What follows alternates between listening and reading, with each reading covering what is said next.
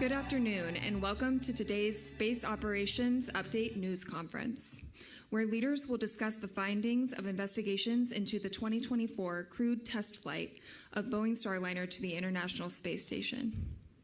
Administrator Jared Isaacman will provide some opening remarks and answer questions alongside Associate Administrator Amit Kshatriya, who will give closing remarks. If you have a question, please join the queue by pressing star 1. We will attempt to get through as many questions as possible. Shortly, NASA will send a news release that links to the report, redacted to the least extent possible for your reference. With that, the Administrator. Thank you, Bethany. For those that are joining us today, I would like to read a letter that I sent to the NASA workforce in just the last few minutes. So within the next week, Congress will be briefed by the Aerospace Safety Advisory Panel, and NASA's independent investigative report on the Starliner crewed flight test will be released publicly. So many of you know this program intimately, and some of you lived every development in real time.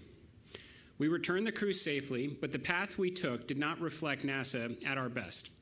There is no expectation of perfection in missions as challenging as those that we are entrusted to undertake. Even with our best efforts and programs like CCP that have seen great success, mistakes will occur. What defines us is whether we learn from them, improve because of them, and strengthen confidence across this workforce and the nation that we serve. This requires transparency and accountability, neither of which can be selectively applied. In this letter, I will summarize the timeline, the organizational root cause, and the actions we are taking to restore trust and move forward. Let me begin with the most important point. Starliner has design and engineering deficiencies that must be corrected, but the most troubling failure revealed by this investigation is not hardware. It's decision-making and leadership that if left unchecked, could create a culture incompatible with human spaceflight. To give you a little program history, Starliner was conceived under the Commercial Crew Program in 2010 with the intent to establish dissimilar crew access to low Earth orbit. After the retirement of the space shuttle, it became a national imperative to never again accept a gap in American human spaceflight capability. Now, the first test, Orbital Flight Test 1 of Starliner, was in December of 2019. A mission elapsed timing error prevented the guidance software from calculating orbital insertion burn timing, which triggered excessive thruster firings, incorrect orbital insertion, major propellant use, and 10 thrusters that were declared failed off. This mission was declared a high visibility close call. Orbital Flight Test 2, or OFT-2, was launched in August of 2021. During the OFT-2 launch countdown cycle test of the service prop module system, so this actually didn't launch, to be clear, but during OFT launch countdown cycle test, the service module prop system manifold isolation valves, 13 of the 24 oxidizer valves failed to cycle open. So they were stuck in the closed position. And that resulted actually in a launch scrub. So the spacecraft and the booster itself were rolled back, and the service module was removed, and it was replaced for launch many months later, which actually led to the Orbital Flight Test 2, OFT-2, which did launch in May of 2022. Now, this mission proceeded mostly nominally compared to certainly the other mission. However, 3 aft service module RCS thrusters were declared failed off during the flight. Now, this led up to the actual crewed flight. So preparation for the crewed flight, OFT, and OFT-2 investigations did not drive to or take sufficient action on the actual root cause of the anomalies that we observed. The investigations often stopped short of the proximate or the direct cause, treated it with a fix, or accepted the issue as an unexplained anomaly. In some cases, the proximate cause diagnosis itself was incorrect due to insufficient rigor in following the data to its logical conclusion. Now, we still stepped into crewed flight test, so CFT, which was launched in June of 2024. Now, after a lot of delays and an unexpected helium leak, NASA and Boeing launched astronauts Butch Wilmore and Sonny Williams aboard Starliner. During the rendezvous and proximity operations, propulsion anomalies cascaded into multiple thruster failures and a temporary loss of 6 degrees of freedom control. Now, the controllers and the crew performed with extraordinary professionalism. Flight rules were appropriately challenged, control was recovered, and docking was achieved. It is worth restating what should be obvious. At that moment, had different decisions been made, had thrusters not been recovered, or had docking been unsuccessful, the outcome of this mission could have been very, very different. The astronauts did remain safely aboard the International Space Station while they were advocating for data, for more testing, and for leadership engagement necessary to complete their mission safely. On the ground, joint Boeing and NASA teams conducted tests, reviewed data, and evaluated next steps. In September 2024, Starliner undocked autonomously. It did experience an unexpected crew module propulsion failure and landed successfully, though zero fault tolerant in the crew module thrusters throughout reentry. Butch and Sonny subsequently returned safely to Earth aboard SpaceX Crew 9 in March of 2025. Now, talking about the investigation, mistakes incurred from program's inception and continued throughout execution, including contractual management, oversight posture, technical rigor, and leadership decision-making. Boeing built the spacecraft, and from the onset, NASA approved variances, and we agreed to fly it.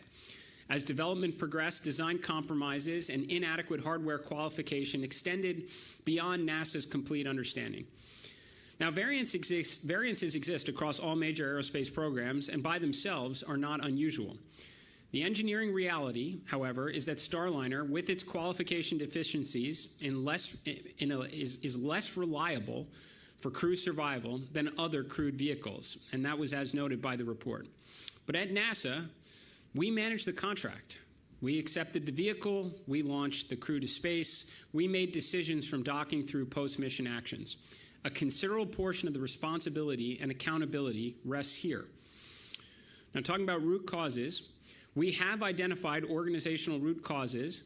The technical investigations to identify the proximate or direct causes for the service module and crew module thruster anomalies remain ongoing. So I think acknowledging that present-day reality is essential to mission success. So to the root causes first, NASA's limited touch acquisition and management posture left the agency without the systems knowledge and development insight required to confidently certify a human-rated spacecraft, and insight versus oversight was not applied consistently. Second, Boeing's propulsion system design and certification approach allowed hardware to operate outside qualification limits, which is incompatible with crew safety margins. Third, NASA's programmatic desire to maintain two dissimilar crew transportation systems influenced technical and operational risk discussions. Now, it is through that lens that we examine leadership decision-making through the various phases of the mission. Pre-launch. More than 30 scheduled CFT launch attempts created cumulative schedule pressure and decision fatigue. Prior OFT thruster risk was never fully understood, corrective actions from OFT-1 were incomplete, and flight rationale was therefore inadequate. Witness statements routinely reflected a belief that management within the commercial crew program could only succeed if Starliner launched. Now, on orbit, disagreements over crew return options deteriorated into unprofessional conduct while the crew remained on orbit. Witness statements described an environment where advocacy tied to the Starliner program viability persisted alongside insufficient senior NASA leadership engagement to refocus teams on safety and mission outcomes. Now, post-mission, despite the loss of 6 degrees of freedom control and cost thresholds exceeding a Type A mishap by a factor of over 100, a mishap was not declared. Concern for the Starliner program's reputation influenced that decision. Initially, our commercial crew program investigated itself. Ultimately, these decisions were inconsistent with NASA's safety culture, and a subsequent independent investigation was commissioned, and the record is now being corrected. Today, we formally designate this event a Type A mishap to ensure lessons are fully captured for future missions. Programmatic advocacy exceeded reasonable bounds and placed the mission, the crew, and America's space program at risk in ways that were not fully understood at the time decisions were being contemplated. This created a culture of mistrust that can never happen again, and there will be leadership accountability. Now, our path forward, NASA will continue to work with Boeing, as we do all of our partners that are undertaking test flights. Sustained crew and cargo access to low Earth orbit will remain essential, and America benefits from competition and redundancy.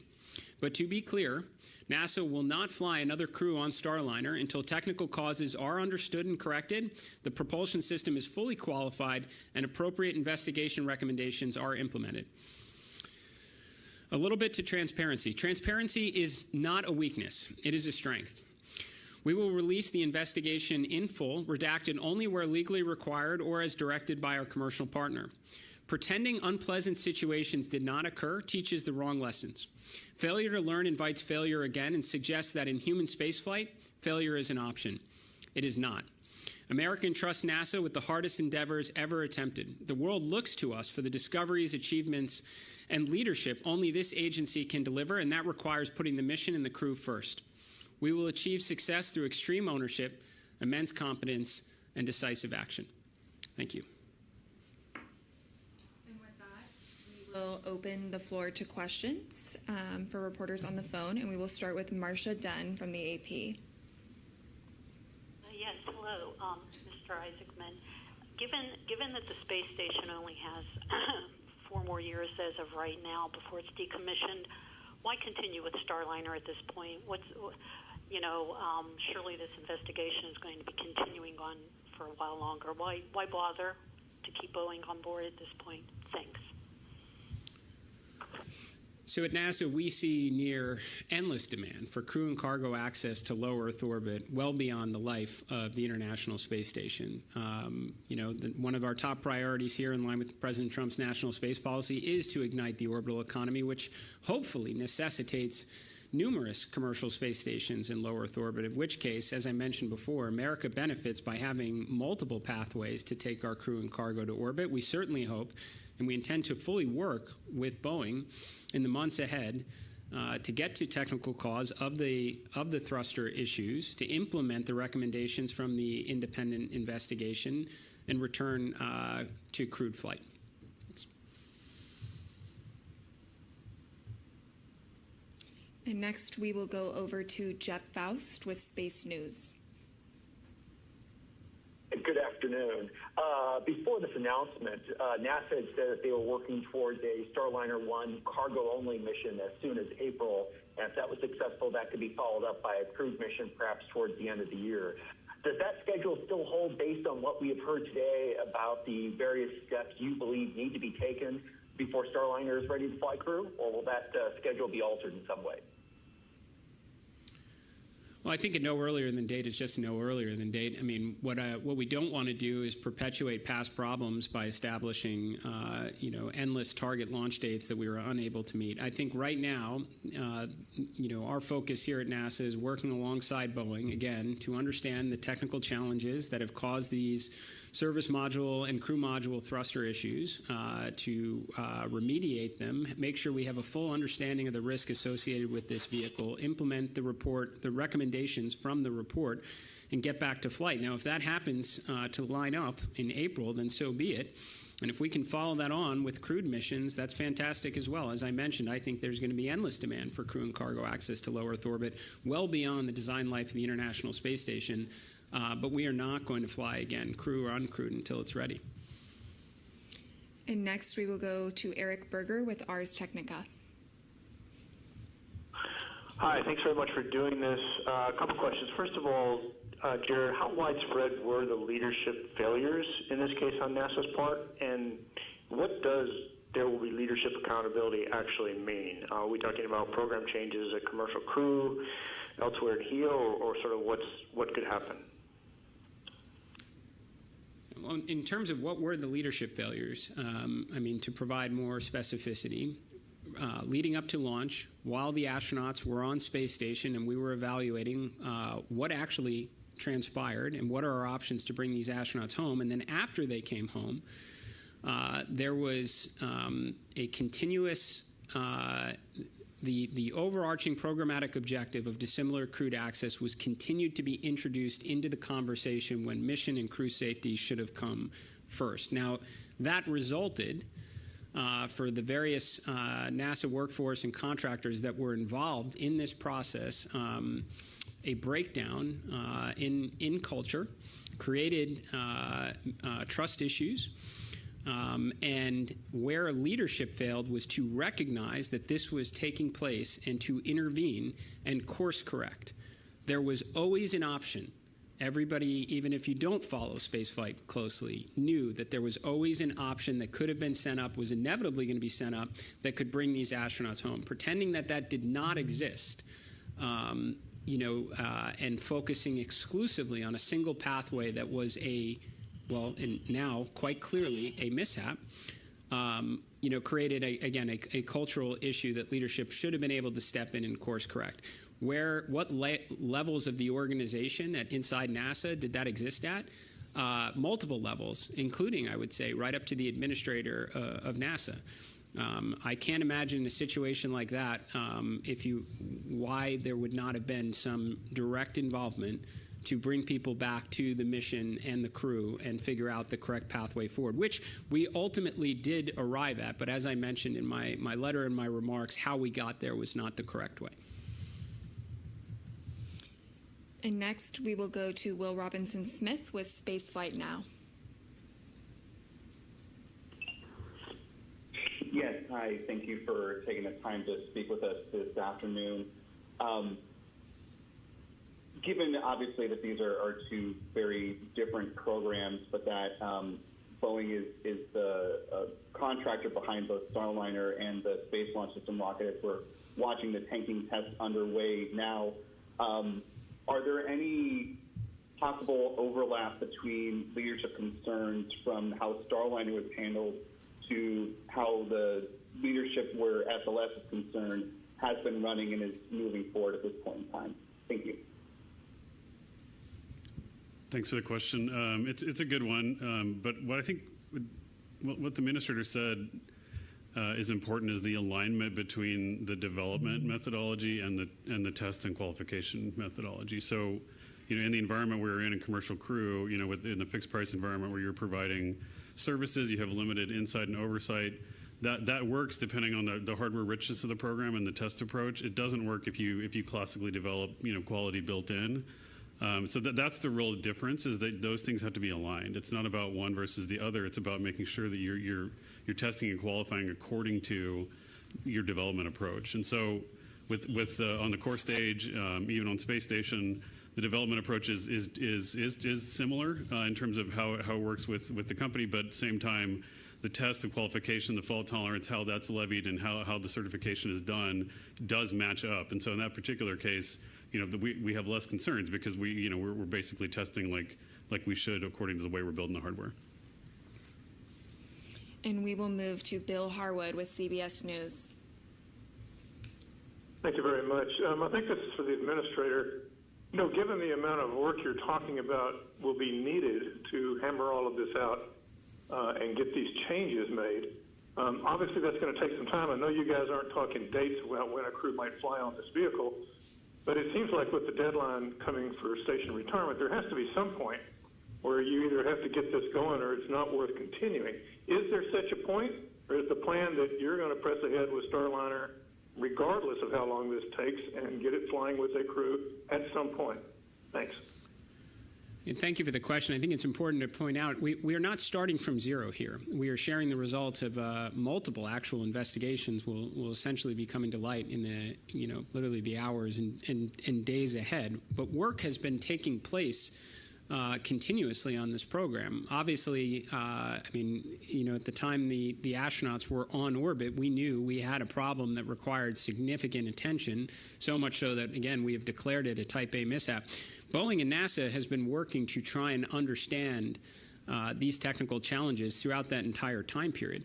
Now, I did want to make sure I drew attention. We have not arrived at true technical root cause as it relates to the SM and the CM thruster-related issues in this. It doesn't mean we may not be close to it. We are committed to helping Boeing work through this problem, to remediate the technical challenges, again, fully understand the risk associated with this vehicle, try and minimize it to the greatest extent possible, and if we can implement a lot of the report recommendations, then we will fly again. And I think that's important even outside the context of the International Space Station. America is not giving up its presence in low Earth orbit. We have an unbelievable internationally assembled orbiting laboratory right now that's enabled continuous heartbeat in space for more than a quarter of a century. That will not end with the International Space Station. There will be other space stations, I guarantee it, and they are going to require crew and cargo access to and from low Earth orbit. And I think the nation and the world benefits when you have multiple providers that are capable of doing that. Thank you. And we will now move to Joey Roulette with Reuters. Thanks. Question for Jared. As a result of this report and the findings in your letter, are there any penalties or punitive measures being taken on Boeing or against any NASA employees? And have you discussed these findings with Kelly Ortberg or any other Boeing executives? And what do they say? Thanks.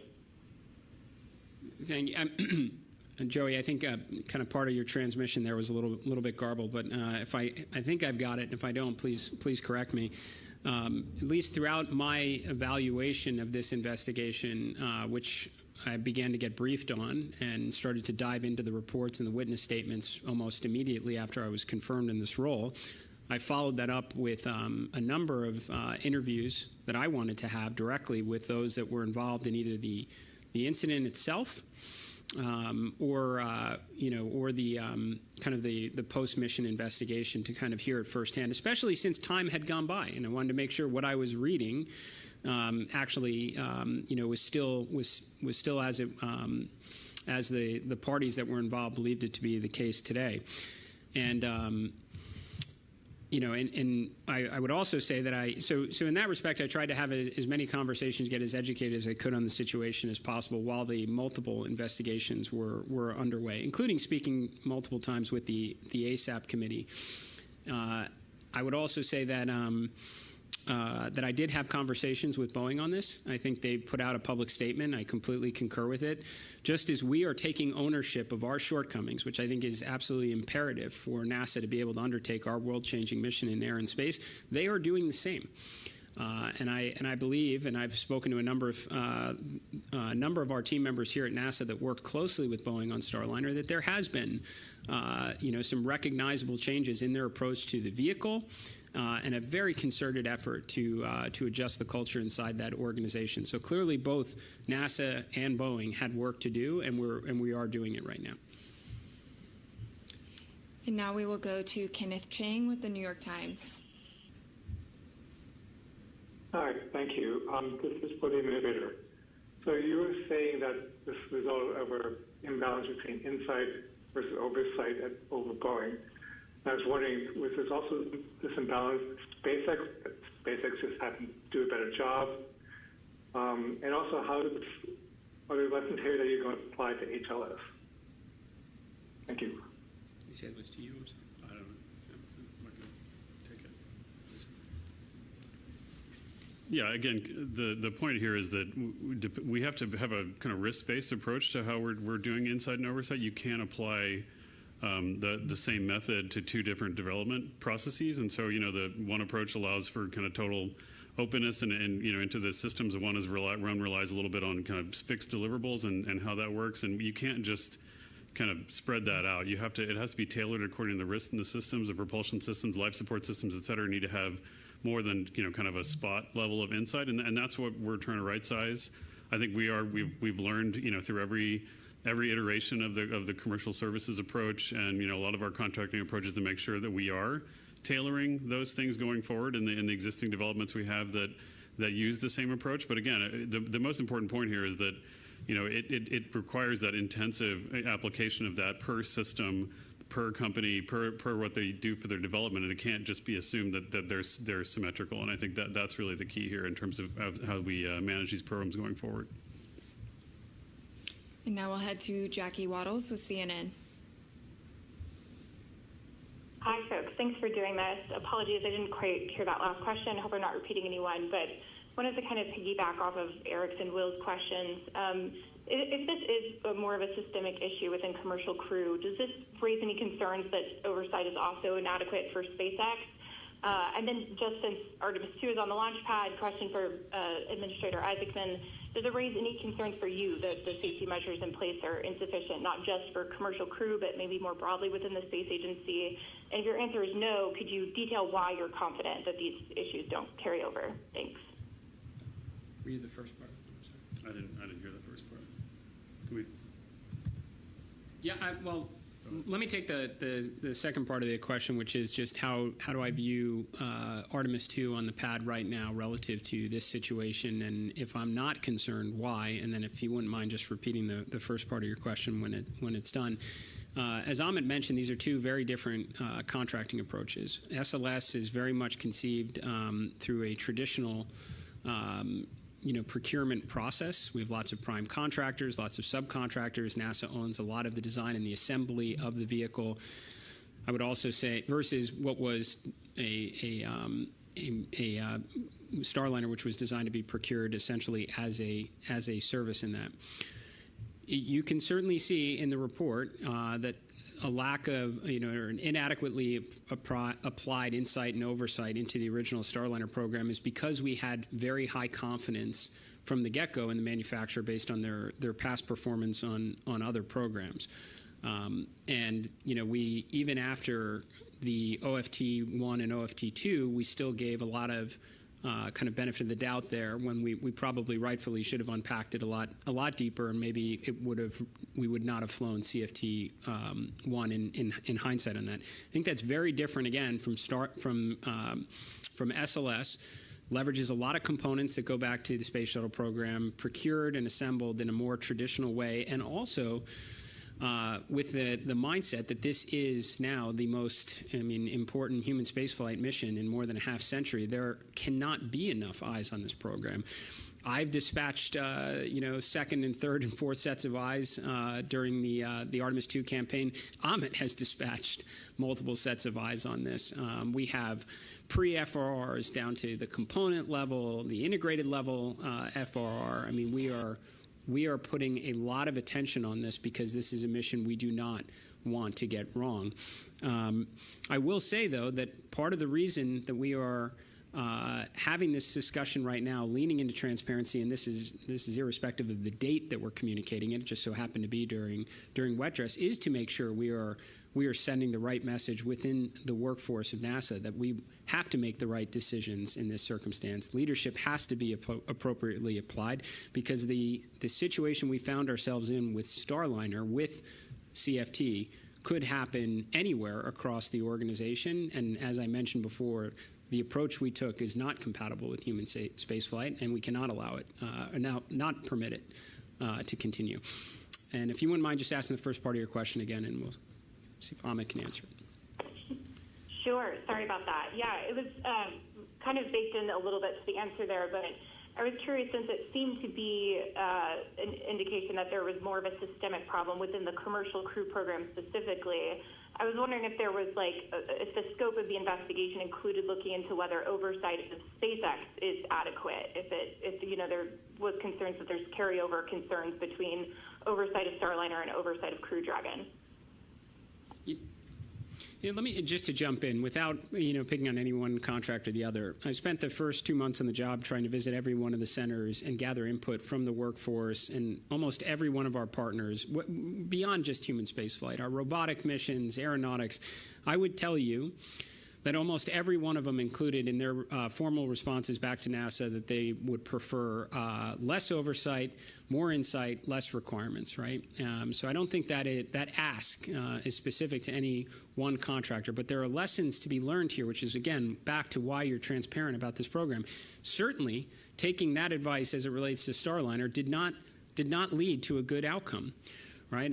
This is part of why I put out my workforce directive to restore core competencies inside NASA, why we're bringing a lot of contractors back as civil servants, regaining some lost muscle memory on our engineering skills so that we can look at situations, again, regardless of contractor, and say, you know what, this is an area that is not necessarily critical to human life, and we can take more of an insight-based approach to this, or in fact, we can let the contractors tell us what is the best way to potentially achieve this outcome or solve this particular problem. And then there are other areas, regardless of the contractor and regardless of their past success, where we are going to want to have oversight, where our requirements are going to be very specific, because if we get it wrong, the outcome goes beyond that particular contractor, but has implications across America's space agency, and that's something that we can't ever allow to happen. And this is just a reminder that if you have a question, to press *1 to enter the queue. Next, we will head to Richard Trepo with the Orlando Sentinel. Hi, yes, thanks for taking my question. Now that you've reclassified Starliner on the same level as Challenger and Columbia, can you speak to the gravity of that and how you'll be discussing Starliner going forward? I mean, would Challenger and Columbia be in the conversation as you discuss these things for either the administrator or on it? Thank you.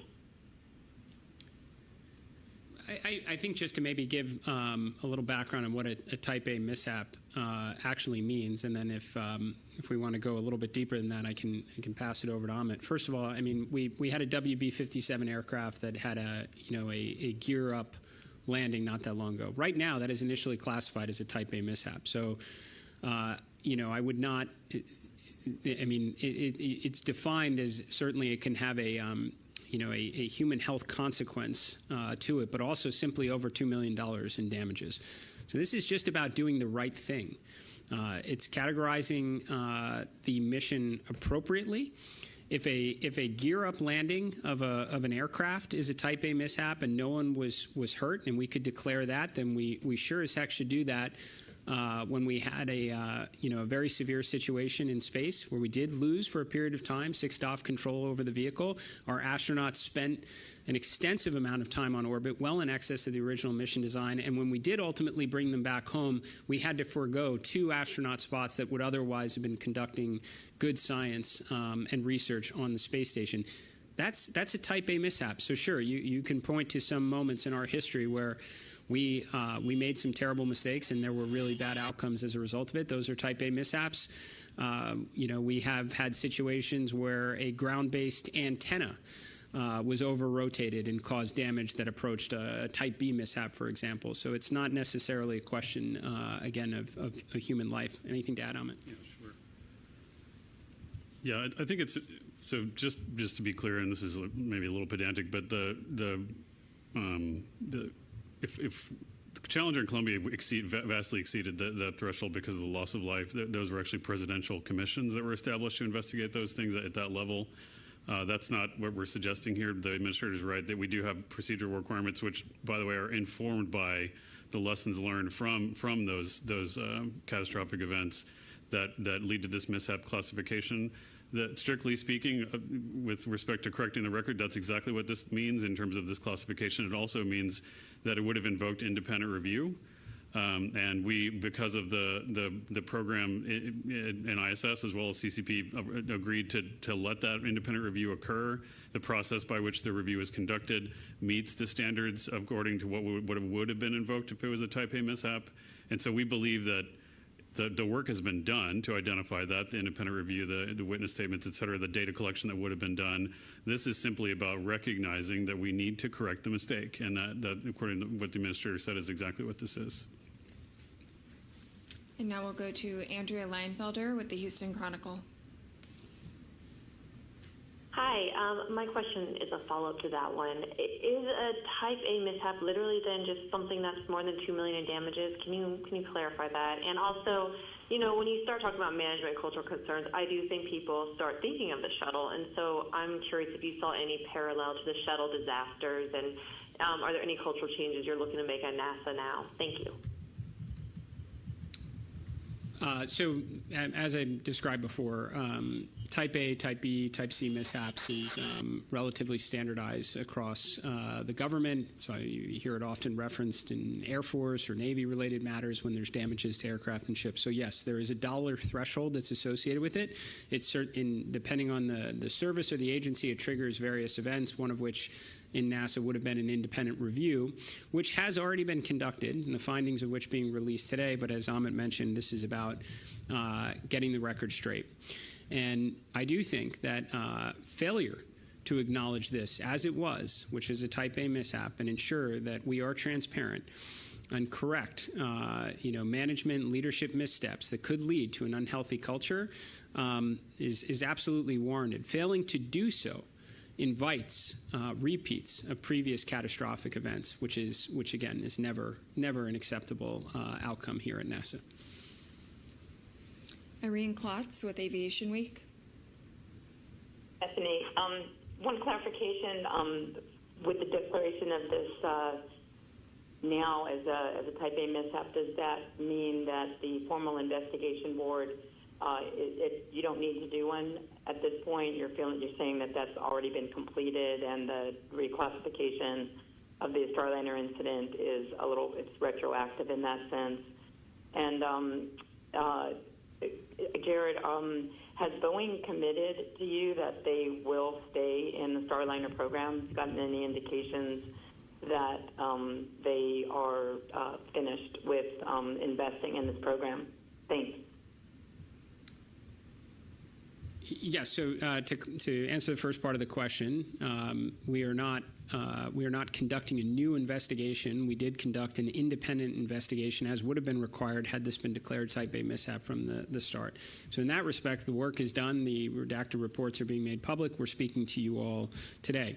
There is still ongoing work. As I mentioned before, we have not arrived at the technical root cause of the SM and RCS thruster failures, and we are working alongside Boeing in order to solve that problem and implement the report recommendations I mentioned before so we can get back to flight. I'm not going to put words in Boeing's mouth. They released a statement that I think expressed the desire to continue to work with us, as they have done since CFT-1 returned from space, to solve the problem. And I think they acknowledge what I mentioned before, which is there is going to be extraordinary and continuous demand for crew and cargo access to low Earth orbit well after the design life of the International Space Station. And I think it serves the American people, certainly our international partners in the world, to have multiple providers capable of undertaking that important work. I fully anticipate Boeing will be there. And now we'll head to Ryan Caton of NASASpaceflight.com. Thank you very much for doing this, Ryan Caton, NSF. A couple questions. First of all, I was just wondering if there was a Boeing representative who was invited to attend today's conference. And second, I was wondering, considering both the recent WB-57 gear-up landing and the Challenger and Columbia disasters are currently classified under the same type of mishap, if NASA's mishap definitions are sufficient for the modern day. Thank you. So as I mentioned, the mishap categorization is relatively, as I understand it, and I have some experience with it outside of NASA, is standardized across agencies and part of our Department of War services. So this would be the same if you were to reference ships that are damaged, aircraft-related incidents. The same type of standard is applied. Now, what it triggers can be very different here. Type A mishap, for sure, is going to get the attention of the administrator of NASA, and it's going to require an independent investigation. And that's how this should have always been done, and it's how we are characterizing it today. I don't think there is anything that is flawed about that process. So. And now we will head to Ken Kramer, Space Up Close. Thank you for doing this. Very informative. My question, for the administrator and Amit.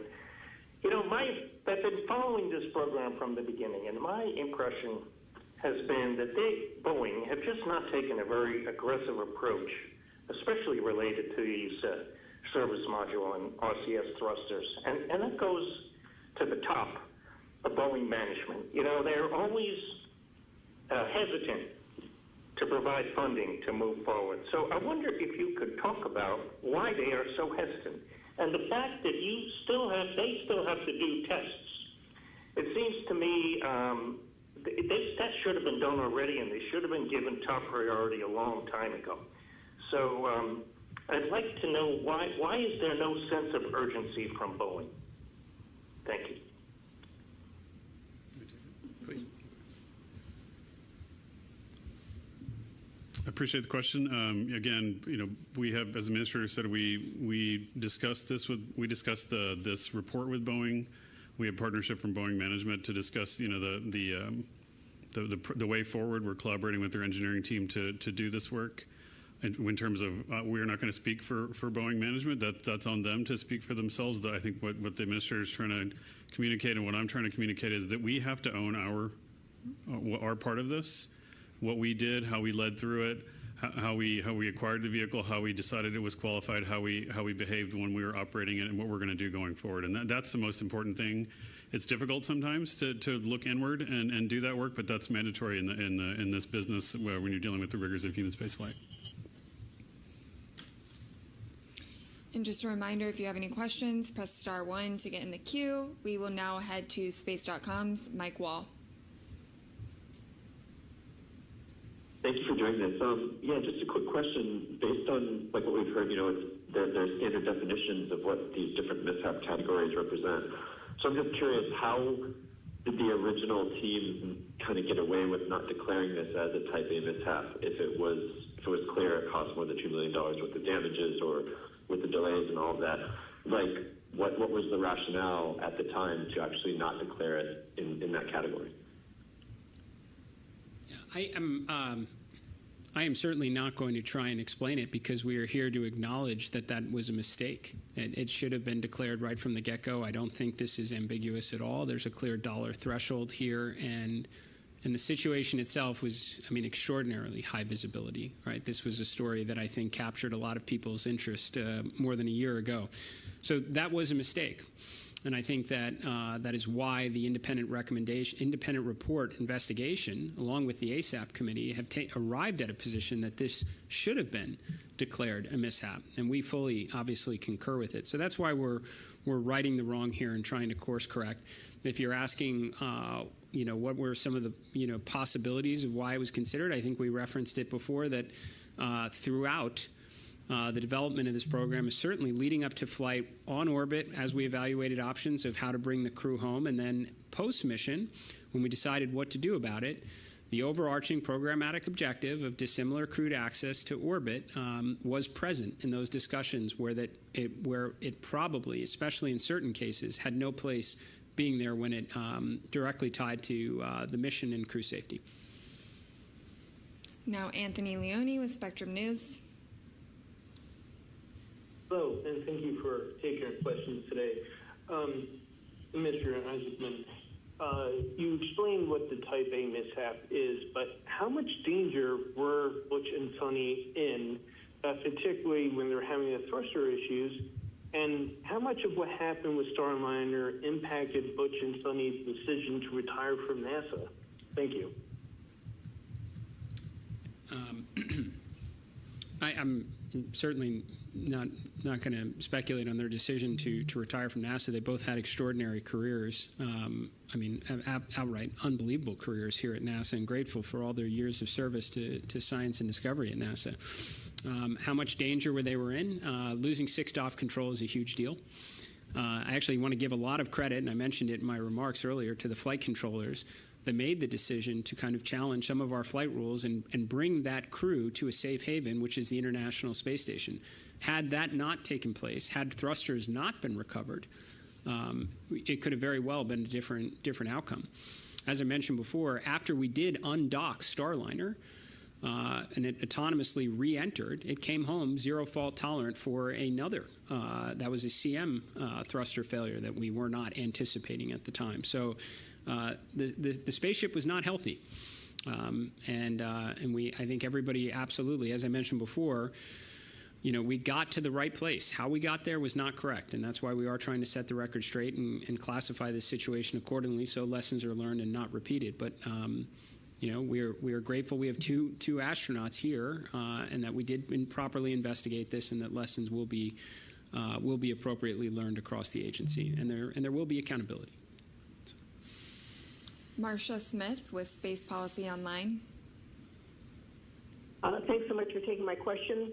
I think that's the question I still have in my mind, what you just said about there's going to be accountability. What exactly, succinctly, are you trying to change now? You're going to change some of the leadership?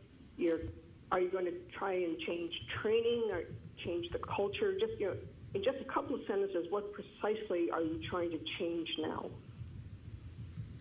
I think first and foremost, we're trying to send a message about what is the right and wrong way to handle situations like this so that they do not reoccur. I think setting the record straight, classifying as a Type A mishap, ensures what happened here with this mission is appropriately recorded and can be referenced for future learning. This is how you course correct a culture. I do think that what we will have learned from this will inform how we handle future contractual procurements with our vendors. Space is extraordinarily hard right now. I mean, for sure, not taking anything away from SpaceX's success story with Crew Dragon. That was an evolution from Cargo Dragon to Crew Dragon. Lots of demand was able to be forecasted, and they delivered a service that has enabled us to send American astronauts to and from space now for more than 5 years. Our counterparts in Russia are still using Soyuz, which is essentially derived from more than a half-century-old spacecraft. What we're talking about is extremely hard. So I think by properly characterizing this, ensuring that the information is made public, we can look at it when we do subsequent procurements. Are there areas where we should stand back a little bit more and let industry and all their knowledge and experience inform the process? If it's not absolutely critical to safety of flight, for sure, we should welcome their ideas on how to arrive at the right outcome. And then there's areas where it is absolutely imperative, based on all of our years learning and leading in this challenging field of human exploration, that we should be establishing the appropriate requirements and go beyond insight, but proper oversight in that matter. And yes, I do think that as we work through this process, we will look at where there were leadership shortcomings, where people should have stepped in and tried to course correct when it was clear the conversation that was being had was not appropriate for the mission and the crew at hand. And we'll make adjustments. I do want to point out that I think that goes right up the chain of command. I don't know what, even at the most senior levels of the agency, you'd be waiting for to step into than when you had such a high visibility situation on orbit where astronauts no longer, at least at that moment, had a good, safe, certified way to come home. There were a lot of leadership failures in that regard. Brandon Vigliarolo from The Register was unable to get on the call but sent in his question. He asked, does the blame placed on the CCP for prioritizing contractor results over technical rigor suggest CCP isn't a sustainable or reliable path forward for American spaceflight? Is letting private companies lead space development creating unnecessary risk for astronauts and the future of spaceflight? And I will just note that this is the last question. Yeah, I mean, first of all, I want to pull this way up from the CCP level. CCP is a very successful program, extremely successful program, and helped return American spaceflight capability in the United States after more than a decade when the space shuttle was retired. I mean, what I would consider dark day, or dark decade at NASA is when our dependency went overseas to send our astronauts to and from space, and our CCP program was able to bring that back. And in terms of leveraging private industry and expertise to enable America's space program, we've been doing that since the get-go. I mean, I can't emphasize that enough. People seem to think that's somewhat of a new development. It's not. We didn't get to the moon without the contributions of America's greatest aerospace industries. Boeing and McDonnell Douglas were, it's just some examples of it. And many of those names still exist today, and we also have new ones. And we have new approaches to contracting. Some things we procure, some we develop ourselves, and some we purchase as a service.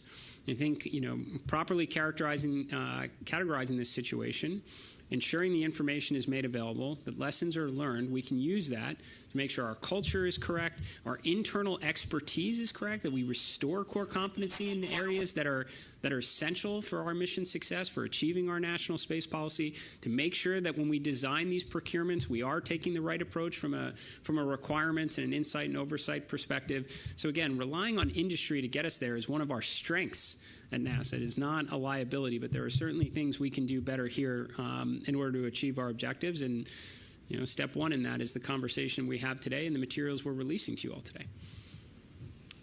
And with that, I think we will turn over the floor to the Associate Administrator to close us out.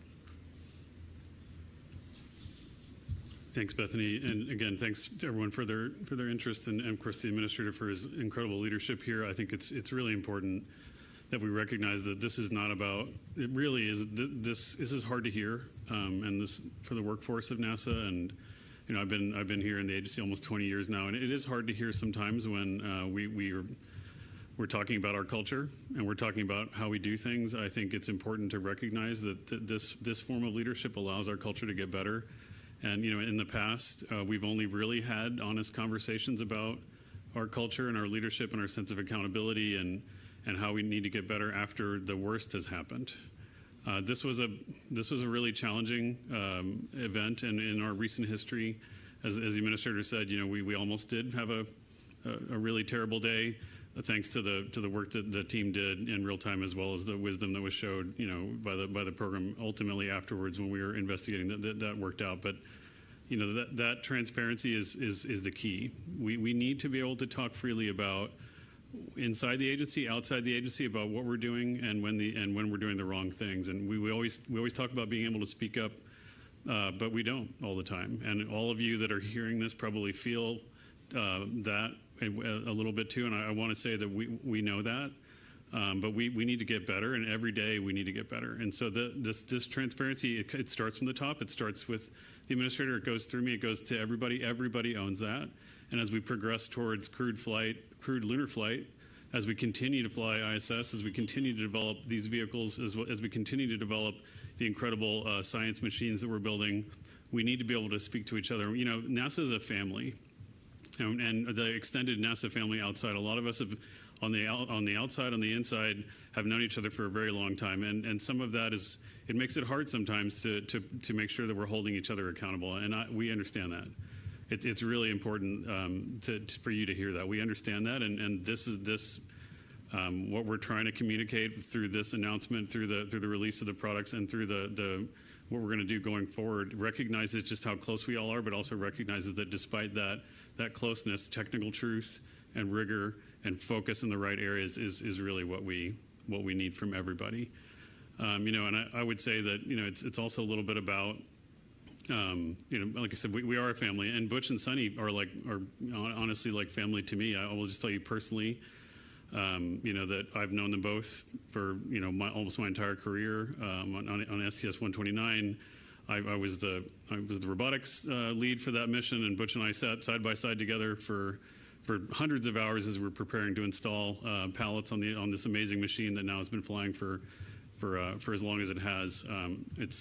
He's really just a brilliant guy. He's got a great sense of humor. I'll tell you, one time that my first shift on console as a flight director, they make a big to-do about it, and then basically the flight director is supposed to tell everybody to leave, which I did summarily. But the next thing that happened after that was I got a phone call at the console, and it was Butch, and he was on board as Expedition 40, and he called me, and the first thing he told me was, "Man, it looks like they'll let anybody run this place." That's the kind of guy he is. When he came back from space, even from the Starliner on Crew 9 and during this whole incident, he stood amongst the entire world and said that he was also to blame, and that's an incredible thing. Sunny, same way. I mean, she's again just an incredible American. Just a brilliant astronaut. I first started working with her in STS-116. We're installing 5 trusses. And she's done incredible work in space all throughout the agency. It's interesting. A lot of you probably know. My parents are immigrants. I was born here, but they're from India, and they're naturalized American citizens now. But they They still follow. My mom is still with us, and she follows Sunny Williams, because even in India, she's a rock star. And every time I see Sunny out at lunch or out at happy hour, she will find me, and she will make sure that we take a selfie and send it to my mom, because she knows that just how they have so much grace, and they're so competent, the two of them, and we failed them. The agency failed them, and even though they won't say that, we have to say that. We have to recognize that our responsibility is to them, and to all the crews that are coming, and to the crews that we're about to go fly, and and our responsibility is to each other too. We're a family. So I want you guys, I want everybody to hear that. I want the agency to hear that also, that this is what this is about. This is not about pointing fingers. It's not about assigning blame. It's about making sure that we are holding each other accountable in the incredible tasks that we have to do. And that starts with these sorts of discussions. And again, I think it's worth saying before I close, that the reason why Sunny and Butch are on the ground and having incredible adventures, the reason why we have this data that we have, the reason why we have all of the ability to really interrogate and learn from this, is because of the amazing people at NASA, because of their ability to react in real time, because of their fealty to technical rigor, because of their adherence to the lessons learned of the past, and making sure that we did conduct this investigation, and that we are holding, that we are doing the right discussions, that we are doing the right testing, we are going to hold each other accountable so we can do the amazing missions that we have. And so with that, Bethany, I think I'd like to say thanks to everyone for being here, and thanks to the administrator for your incredible leadership. And we'll wrap this up. Thank you.